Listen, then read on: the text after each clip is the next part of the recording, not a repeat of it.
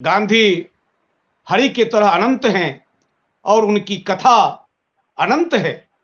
गांधी के किस पहलू पर छुएं और किसी को, किसी भी पहलू को, जिन जिन विषयों को गांधी ने छुआ, आज वे सारे विषय हमारे सामने में है और किसी एक इशू को लेकर के नहीं। हमारे आंखों के सामने जो मौजूदा सवाल है, जो मौजूदा परिस्थितियां हैं, अब तो एक मुद्दा पर बहस का नहीं है। गांधी को सामने रख करके राजनीति, आर्थिक, सामाजिक, सांस्कृतिक, शैक्षणिक, समाज, तमाम जो अराजकता हमारे सामने में व्याप्त है, हमें निश्चित रूप से सभी विषयों पर बात करने की आवश्यकता है। आज यह चौपाल, द डायलॉग का यह चौपाल विषय है गांधी, ग्लोबलाइजेशन और गाय। जो पूरी दुनिया में जो बारूदी ढेर पर पूरी दुनिया पड़ी हुई है, पूरी दुनिया इंतजार कर रही है, काश वह निहत्था था, किसी भी अंगरक्षक के बिना वह हिम्मत वाला, वह बूढ़ा किस प्रकार से नोआखली के दंगे में करुण मानवता का आंसू पोंछने के लिए जाते हैं। आज जो हिंसा का माहौल है, सब लोग इंतजार करते हैं, काश वैसा कोई हिम्मत वाला व्यक्ति हमारे सामने में होता जो हिम्मत से अपनी बात कह पाता हुआ। आज मैं मानता हूं साहब कि गांधी की मौत करुणा की मौत है, अहिंसा की मौत है, संवेदना की मौत है। आज गाय को हमने चुना है तो गाय हमारे लिए पशु नहीं है। गाय प्रकृति की जो मूक रचना है, जो बेजुबान रचना है परमात्मा की, उस बेजुबान जबात की गाय प्रवक्ता है। पूरे पशु जगत की प्रवक्ता गाय है। मैं गाय को अभी धर्म से जोड़ करके, पाप पुण्य से जोड़ करके उस अभिव्यक्ति में नहीं जाना चाहता। किस प्रकार बाजार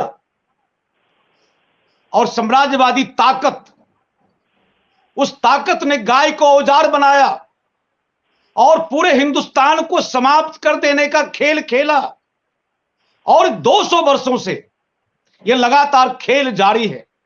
किस प्रकार से भारत के पुरुषार्थ को, भारत के प्राकृतिक संतुलन को, भारत के पॉलिटिक्स को साम्राज्यवादी ताकतों ने प्रभावित किया। और गांधी को इसलिए हम गाय से जोड़ के देखना चाहते हैं। गांधी जब यहां आते हैं तो गांधी नहीं आते हैं, गाय आती है। चाहे 1940 के कांग्रेस के प्रश्न हो तो उन्होंने कहा कि हिंदू स्वराज का कोई अर्थ नहीं है। हिंदू स्वराज की बुनियाद में उन्होंने गाय को रखा। उन्होंने कहा कि गाय के बिना हम हिंदू स्वराज की कोई कल्पना नहीं कर सकते। और गांधी रुकते नहीं है गाय को लेकर के। गांधी आगे भी 42 में जाके कहते हैं, हम गाय को त्याग करके आजादी की कोई बात बेईमानी है। आखिर क्या था गांधी के जीवन में गाय का महत्व? यह हम जानते हैं कि गांधी ये समझते हैं कि भारत को जिंदा रहना है तो भारत के गांव को जिंदा रहना पड़ेगा, और भारत का गांव तभी तक जिंदा रहेगा जब तक उस गांव में गाय रहेगी। और गाय और गांव के बिना भारत की जीवंतता का कोई आधार नहीं हो सकता है। गांधी भी समझते थे कि भारत की आत्मा गांव में बसती है। अगर गांव मर गया, गांव उजड़ गया, तो गाय भी नहीं बचेगी और हिंदुस्तान भी नहीं बचेगा। आज हमने पूर्व पीठिका में यह बात की, क्या चैलेंजेज है। और जब गौ माता की भी जब बात करते हैं तो गौ माता की बात करने वाले भी लोग भी नहीं समझते हैं कि गाय यानी क्या। यह जो सुअर के जो नए क्लोन हैं, जो हॉलिस्टीन और जर्सी, जो गाय है, वो गाय है, वो क्या है, वो किस प्रकार से हमारे लिए खतरनाक है, समाज के लिए भी, आर्थिक स्थिति के लिए भी, संस्कृति के लिए भी और राज व्यवस्था के लिए। कि डॉक्टर साहब, हम जानना चाहते हैं कि जब गौरक्षा की बात होती है तो गाय कौन सी गाय? देसी गाय, जर्सी गाय, दोगली गाय। और हम लोग तो बचपन में डॉक्टर साहब कहते थे कि देखो ये तो गाली देना होता तो कहते थे कि सुअर की औलाद है। अरे भैया आज तो सुअर के उस क्लोन से, जो क्रॉस ब्रीड से जो जर्सी गाय आई है, उसका हम दूध पिएंगे तो निश्चित रूप से यह पूरी पीढ़ी सुअर की संतान ही कहलाएगी। यह चैलेंजेज है। मुझे लगता है कि यह जो गाली थी कि यह सुअर की संतान है, यह दोगली है। अरे भैया माता जब दोगली होगी, उसका दूध जब दोगला हो जाएगा तो हमारे ऊपर असर क्या होगा। इस दोगली संस्कृति में मुझे लगता है कि जो जो भारत की देसी गाय हैं, जो स्वदेशी हैं, तो मुझे लगता है डॉक्टर साहब, मैं तो बात तो करता ही रहूंगा, लेकिन डॉक्टर साहब अब उधर से अब अपने आख्यान को शुरू करें, तब फिर निबिर भैया बात रखेंगे। जी डॉक्टर साहब। जी बाबा जी की जय हो। सबसे पहले मैं आपका अनुग्रहित हूँ कि आपने इस महत्वपूर्ण विषय को इस मंच पे लिया।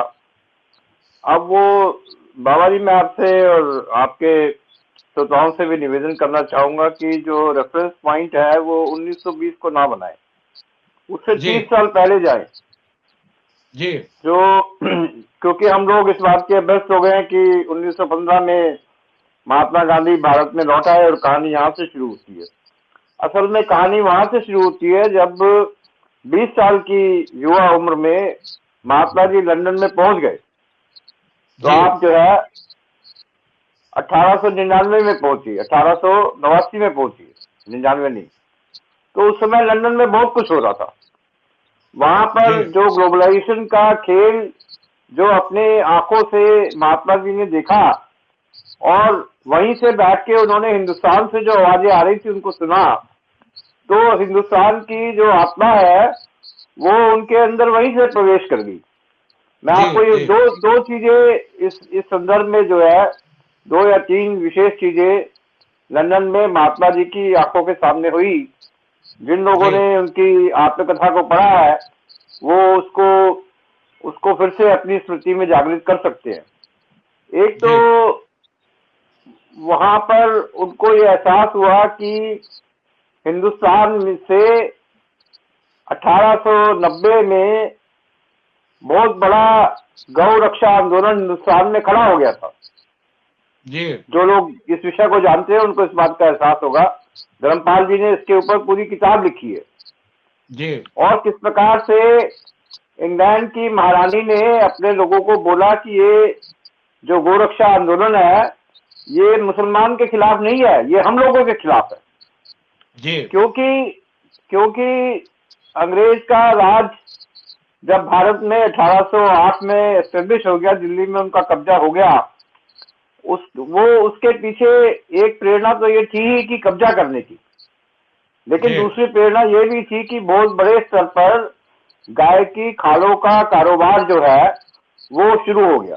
तो ये बात अक्सर चर्चा में नहीं आती कि सवाल गौ मांस का उतना नहीं था जितना कि गौ की जो चमड़ी है उसकी जो इंडस्ट्रियल प्रयोग है उसका ग्लोबल स्तर पे कारोबार शुरू हो गया, जिसमें कि भारत की गायों को, भारत के बैलों को बहुत बड़े स्तर पे मारा जाने लगा।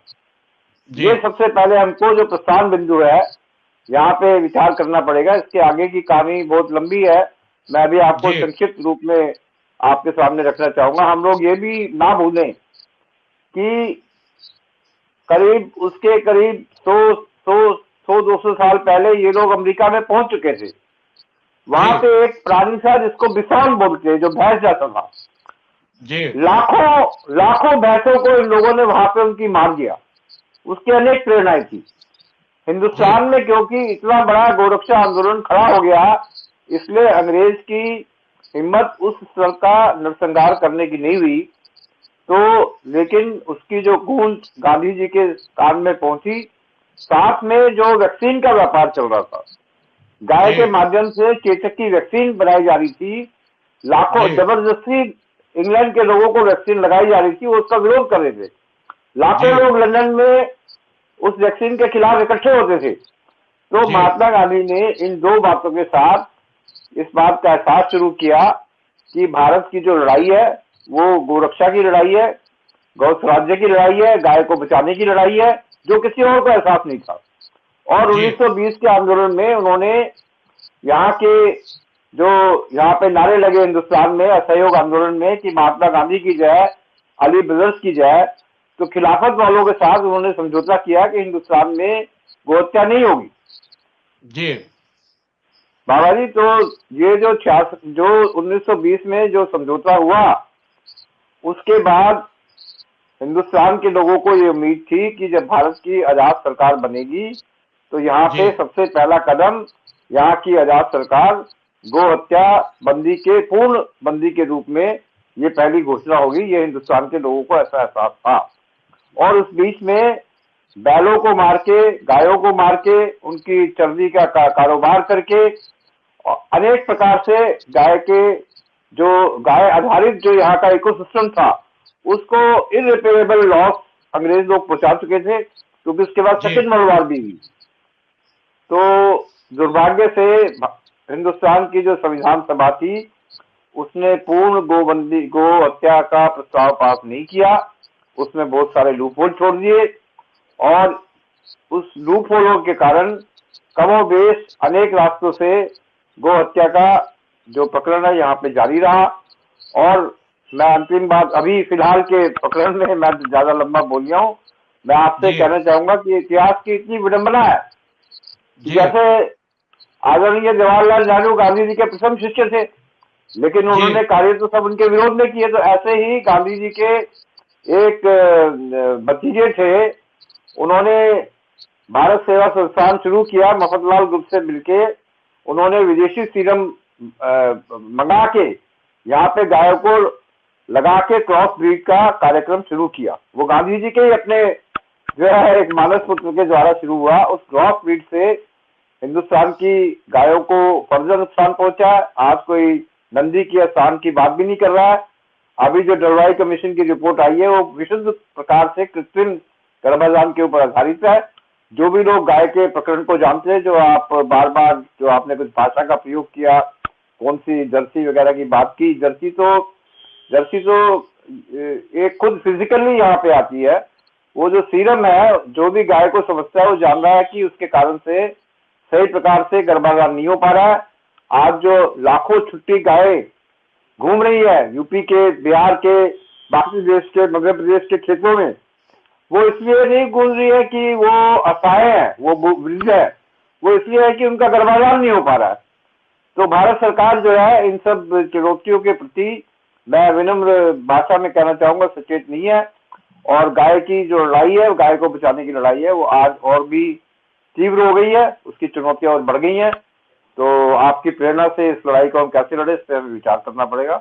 तो बहुत बड़ा विषय है, 7 दिन इस पर चर्चा हो सकती है।